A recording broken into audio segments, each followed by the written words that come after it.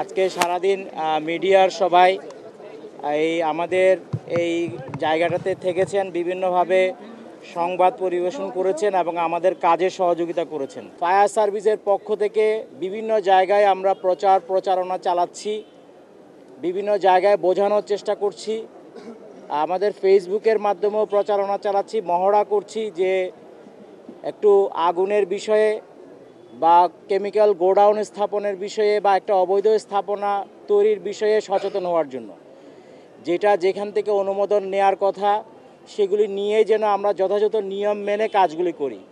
কিন্তু যে কোনো কারণেই হোক, আমরা দেখতে পাচ্ছি অনেক জায়গায় অনেক অনুমোদনহীন কেমিক্যাল গোডাউন গড়ে উঠেছে।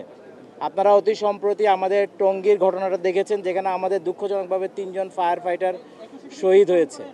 আমরা এই ধরনের ঘটনা পুনরাবৃত্তি ঘটুক, এটা আমরা চাই না। তা আমরা আশা করব, আমরা ফায়ার সার্ভিসের পক্ষ থেকে আমরা উদ্ধার করছি, প্রচারণা করছি, সবই ঠিক আছে, কিন্তু সমাজকেও এগিয়ে আসতে হবে।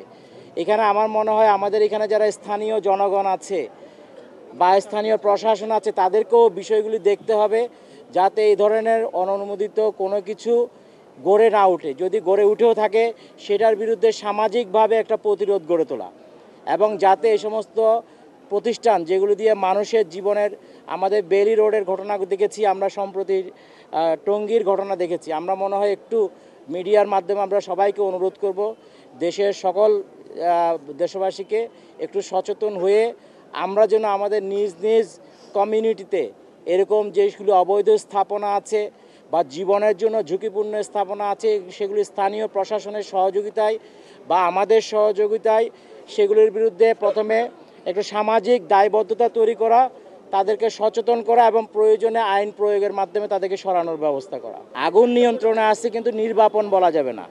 আগুন নিয়ন্ত্রণে আছে, কিন্তু যেহেতু কেমিক্যালের আগুন, এটা একটু সময় দিতে হবে।